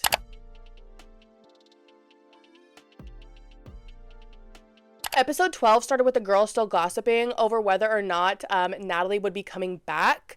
She definitely would not be coming back. I just had to let that known. She's not coming back. The housemates decided to pack Natalie's things up while Kate complained in an interview about how she was supposed to go to the end with Natalie. The girls moved all of Natalie's things to the end of the block to officially say goodbye to her. With Natalie gone, there was definitely a new vibe in the house, with Kate on the outs in regards to the rest of the house, right? Like, up until this point, Kate, like, I don't even want to get it because Kate's so flip-floppy as hell, but before Natalie had left, Kate and Natalie were up each other's asses and all butt buddied and everything.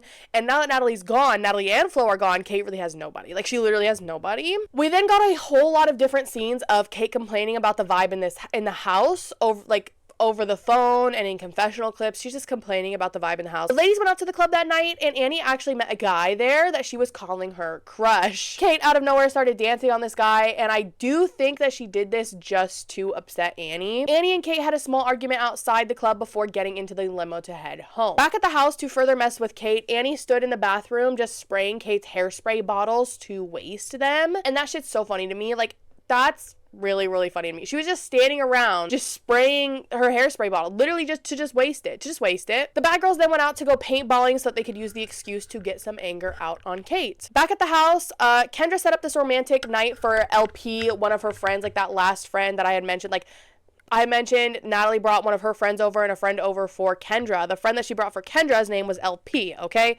So Kendra was setting up this romantic night for LP to come over, but he came super late, like way later than intended. And honestly, it should have given Kendra the ick right then and there, in my opinion, but she didn't care very much once he did get there, and they did hook up for the night, and he left in the morning with Kendra gushing about how much fun she had with him. Annie, Lexi, and Amber went out to go get pedicures, leaving Kendra and Kate home alone. While alone, two blonde bombshells entered the villa. Kate, just getting a glimpse, thought that they had two new roommates and ran to grab Kendra. Now, the two girls that were entering the house were the Ambers from the previous season, season 3. They came to the house to stay with the girls while they were going to be filming a like test pilot for the Amber show, which never came to fruition. You guys are gonna have to let me know if you want me to talk further about previous season of Bad Girls Club season 3. I've made a video about season 1, season 2. I did not re-upload my season 1 video because it was really bad in my opinion. I re-uploaded my season 2 video up on the channel. If you guys, like I said, want me to talk about season 3, let me know. It's not one that I like to hit on the rewatch. I don't enjoy the cast. One of the castmates is no longer with us. Rest in peace. It's just, there's a lot of different things about it. It's definitely not one of my faves, and so I usually skip it on the rewatch, and I thought just talking about season 4 would be a lot more entertaining. But if you guys want me to talk about season 3, I definitely can. Just let me know down below. Kendra showed the Ambers the roommates' pictures, and the girls freaked out over the news that there was another Amber in the house. The Ambers took Kendra and Kate to the confessional room to do a segment like their Amber show segments they did on their previous season. Kate started talking shit about Lexi, saying that she's a very dumb blonde almost immediately. Kendra clocked this in her own interview segment by saying that Kate never talks like this about Lexi to anybody else, and she's just doing way too much for the Ambers. Kate then tried to compare her situation to what the Ambers went through on their season in an attempt to bond with them. The Ambers also did quickly catch on to the like clear tension that there was between Kendra and Kate. Later in the kitchen, Kendra made an attempt to tell Kate that she shouldn't be talking to the Ambers about the roommates when she's been sleeping too much to even know like anything about the roommates, which is actually factual, but Kate brushed her off for now. The other housemates made their way back to the mansion and quickly met the Ambers. The Ambers offered to take the girls out that night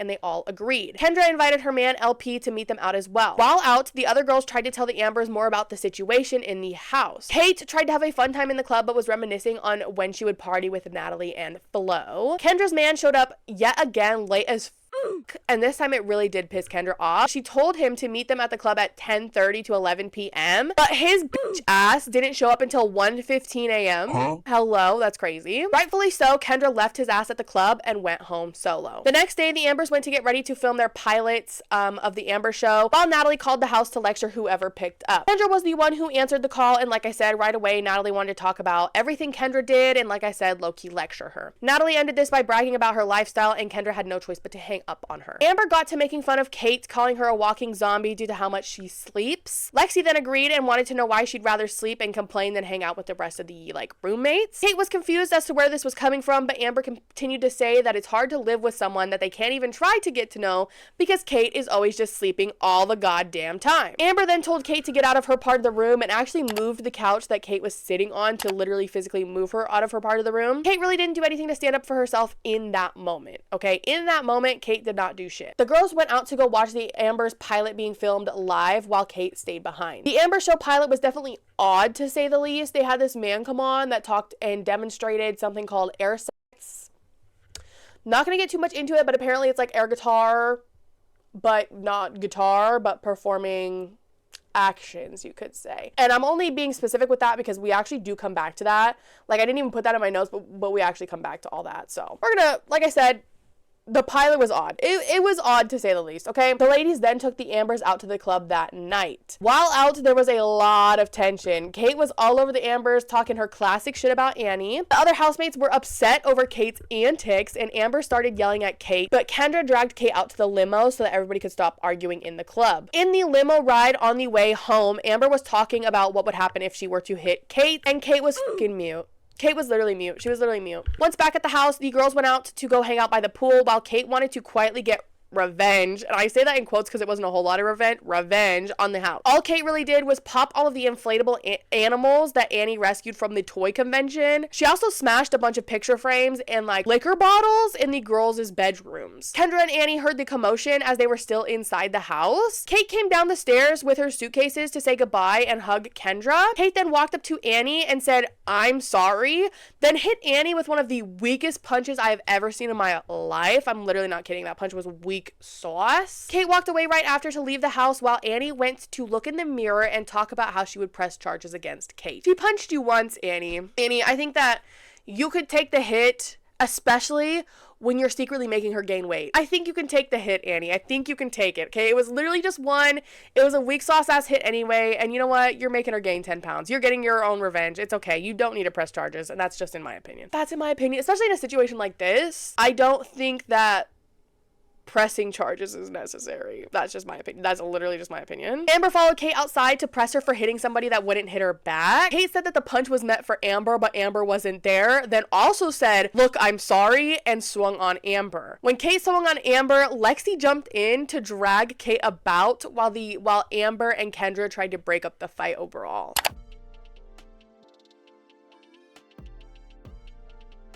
So the girls were trying to break up this fight with Amber, Lexi, and Kate, but production had to get involved to actually stop the fight. Production took Kate away while the other girls tried to calm Amber down as she threw Kate's bags out the front door. Annie went around talking to Kendra about how she wanted to press charges on Kate for hitting her. Out front, Amber went through Kate's luggage and found that Kate had actually tried to make out with some of the other girls' things, you know, like dresses and shirts and whatnot, which is kind of crazy. That's a little crazy. In the morning, the girls talked about the events that happened the prior night with Kate. The Ambers did leave the BGC house on a good note, but they would still be seeing the girls later when they went out that night. Annie did end up calling the police, and they sent out an officer to take Annie's statement to press charges on Kate. The other housemates did disagree with this choice, but they moved on from it to meet the Ambers out to see Air Sex, which this is where it comes back, which is something that they had a preview of on the Amber Show pilot. The Ambers got the bad girls to join in on the Air Sex competition. Annie actually did win this competition,